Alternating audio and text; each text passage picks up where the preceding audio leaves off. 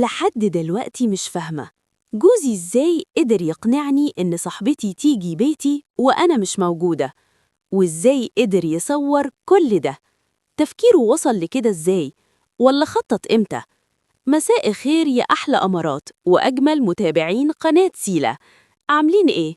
يا رب تكونوا بخير. حكايتنا النهاردة مختلفة كتير، اسمعوها للآخر.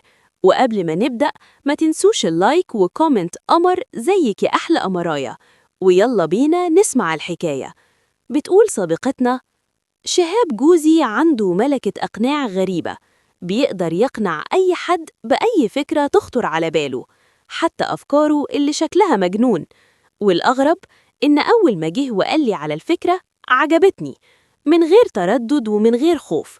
بس قبل ما أكمل خلوني أعرفكم بنفسي. أنا ميادة، عندي 35 سنة، متخرجة من كلية فنون جميلة. بس من وقت ما اتجوزت بقيت بشتغل مع شهاب جوزي في شركته، شركة سياحة كبيرة. هو أصلاً شخص طموح وبزنس مان شاطر، لدرجة تخليك تحس إنه دايماً سابق بخطوة. ده بالظبط اللي شدني ليه أول ما اتقابلنا. كان في عيد ميلاد صاحبتي نانسي، شهاب كان صاحب أخوها، وطبعاً بعد ما لفت نظري لبسه، حضوره، طريقته، الحاجات اللي تخلي أي بنت تتمنى إنه ياخد باله منها. واتمنيت، وأخد باله فعلاً. بس الحاجة اللي شدت شهاب أكتر كانت جسمي.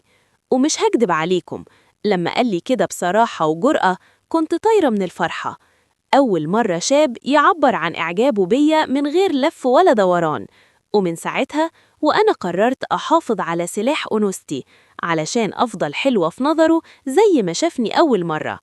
بعد الجواز اكتشفت إن شهاب مش بس مجنون شغل، لأ، ده مجنون حياة. يفاجئني فجأة ويقول: قومي البسي نركب العربية ونطلع على البحر، ونقضي الليل هناك، من غير تخطيط، من غير حسادات، ومن غير ما نسأل نفسنا بكرة في إيه. في الأول كنت بستغرب، وبعدين اتعودت، وبعدين حبيت الجنون ده.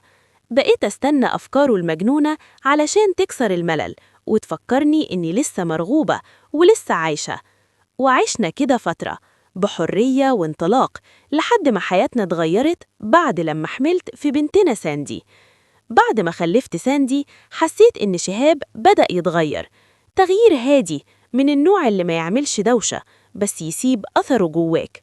ما بقاش يقضي وقت في البيت زي الأول، ولا بقى يعلق على أي حاجة أعملها علشانه زي ما كان متعود.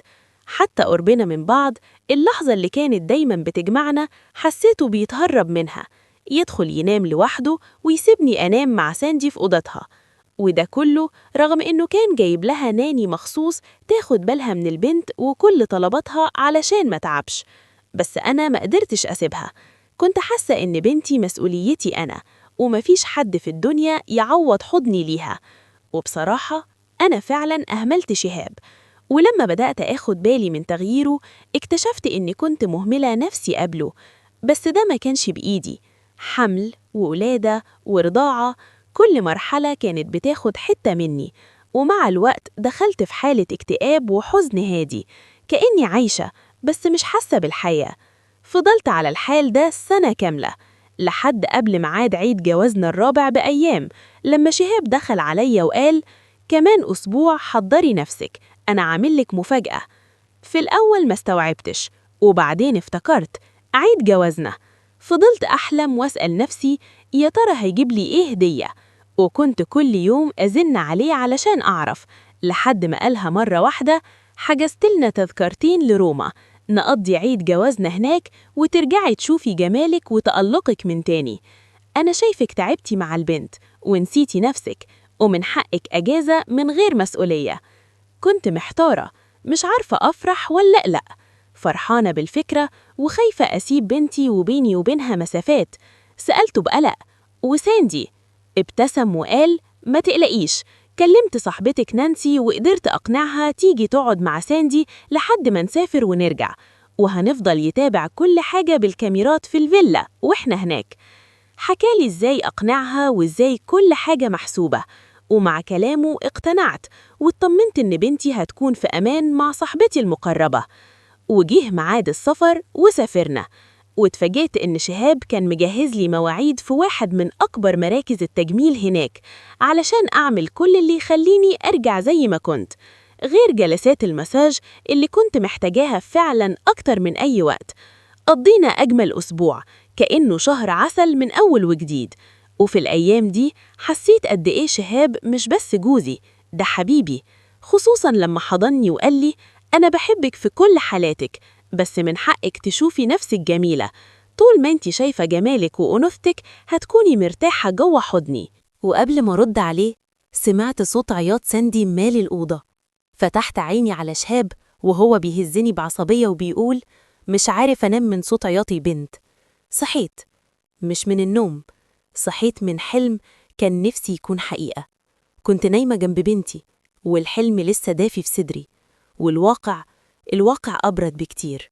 كل اللي عشته من شوية كان مجرد رغبة مش ذكرى، كان مجرد حلم وحاجة كنت بتمناها، مش قصة حصلت. أيوة، أنا حلمت إن شهاب يشوفني جميلة، مش جمال صالونات ولا مناسبات، جمال التعب والصبر والست اللي بتقوم قبل الكل وتنام بعد الكل. حلمت إنه يتغزل فيا، في جسمي اللي اتغير، وفي أنوثتي اللي حاولت أتمسك بيها، من شكل بطن اتغيرت بعد حمل وولادة، وجسم بقى كله تعب، وشعر اللي باقي منه أقل من اللي بيقع، وقلة النوم وتعب الأيام اللي شبه بعض. حلمت إنه يحس بيا مش كأمه بس، لكن ست محتاجة تتحب وتتحضن وتتحس من غير ما تطلب. بس الحقيقة إن شهاب زيه زي أغلب الرجالة بعد الجواز والخلفة، يصحى بدري، يجري على الشغل، يرجع مرهق، يفتح التلفزيون أو يمسك تليفونه ويسكت. كل تفكيره بقى في مصاريف وفواتير ومستقبل وبيوت لازم تفضل واقفة حتى لو اللي جواها بيقع. وإنساني، والأصعب إني مع الوقت نسيت نفسي، نسيت إني ست قبل ما أكون نسيت إني من حقي أبص في المراية وأشوف ست مش بس سهرانة على عياط بنتها وهموم بكرة. الروتين ما بيكسرش البيوت فجأة، هو بيهدمها بهدوء، صحيان، أكل، شغل، نوم، وأيام شبه بعض تخلي الحب يتأجل والكلام يقل والحضن يبقى رفاهية. ساندي ما كانتش السبب في بعده عني، ولا أنا السبب لوحدي. يمكن اللي بعدنا إننا نسينا نفسنا وإحنا بنحاول نبقى صح، ونسينا إن البيوت مش بتعيش بس بالمسؤولية، لكن بالمودة اللي لو اتأجلت كتير بتموت. وأنا كمان بضم رأيي لكلام ميادة، لأن زيها ستات كتير قوي عايشة وصبرة ومكملة جوه دايرة روتين الأمومة من غير ما تشتكي. ست مش قادرة تفكر في نفسها، مش علشان مش عايزة، لكن علشان أول ما هتفكر هيتقال عليها أنانية. ودي الحقيقة اللي محدش على فكرة. المجتمع حاطط الست قدام اختيار واحد من اتنين، يا تكون ست جميلة عايشة حياتها شايفة جمالها في عيونها قبل عيون أي حد، يا تكون شاطرة تحضن وتطبطب وتربي وتعلم، ولو حاولت تقول أنا محتاجة أحس قبل ما تكمل الجملة يقولوا لها مالكيش حق هنا. وفي حلم ميادة كان فيه معنى مهم قوي، دور الراجل إنه يبرز جمال مراته بكلام حلو طول الوقت، بوقت راحة ليها لوحدها من غير ضغط الأولاد، علشان هي تشوف نفسها حلوة. لأن الست طول ما هي شايفة نفسها جميلة، جسمها متشاف، وشها في صحة مش إرهاق، وقلبها مطمن، هتحب نفسها أكتر وهتقدر تدي حب أكتر. الحب مش رفاهية، والاهتمام مش أنانية، دي احتياجات، وأي ست طلب منها تكمل من غيرهم يبقى كده بيطلبوا منها تختفي وهي واقفة مكانها. وبكده نكون وصلنا لنهاية الحلقة. لو عجبتك الحلقة ما تنسيش تعملي لايك يا أحلى أمرايا، وتكتبي لي رأيك في كومنت بسيط وقمر زيك يا أحلى أمرايا. ولو لسه مش مشتركين في القناة دوسوا اشتراك وفعلوا الجرس علشان يوصلكم كل جديد من حكايات سيلا. سلام.